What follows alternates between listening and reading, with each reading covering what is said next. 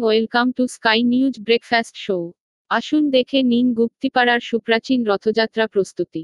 রথযাত্রা সকালে ফুল মালা দিয়ে সাজানো হয়ে গেছে গুপ্তিপাড়ার রথকে। অসাধারণ সুন্দর লাগছে দেখতে।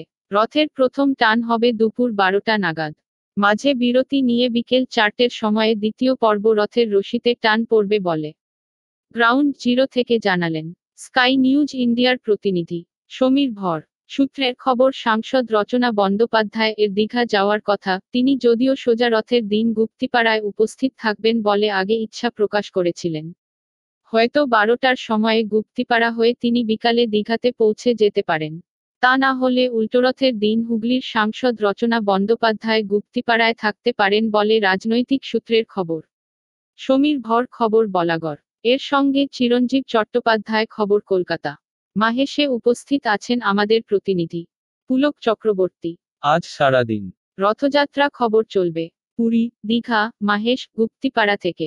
এখনো চ্যানেলটি ফ্রি সাবস্ক্রাইবও না করে থাকলে ফ্রি সাবস্ক্রাইবও করে নিন। ঘরে বসেই মোবাইল ফোনে ইউটিউবে গিয়ে ভিড় এড়িয়ে রথযাত্রা সব খবর সম্প্রচার দেখে নিন।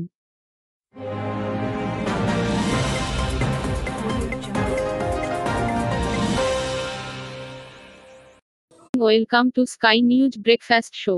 আসুন দেখে নিন গুপ্তিপাড়ার সুপ্রাচীন রথযাত্রা প্রস্তুতি।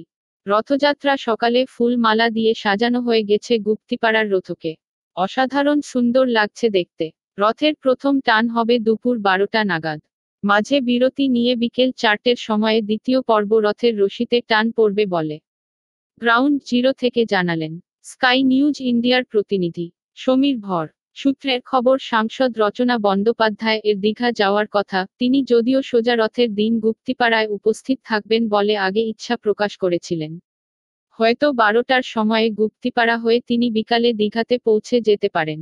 তা না হলে উল্টোরথের দিন হুগলির সাংসদ রচনা বন্দ্যোপাধ্যায় গুপ্তিপাড়ায় থাকতে পারেন বলে রাজনৈতিক সূত্রের খবর। সমীর ভর খবর বলাগড়। এর সঙ্গে চিরঞ্জীব চট্টোপাধ্যায় খবর কলকাতা।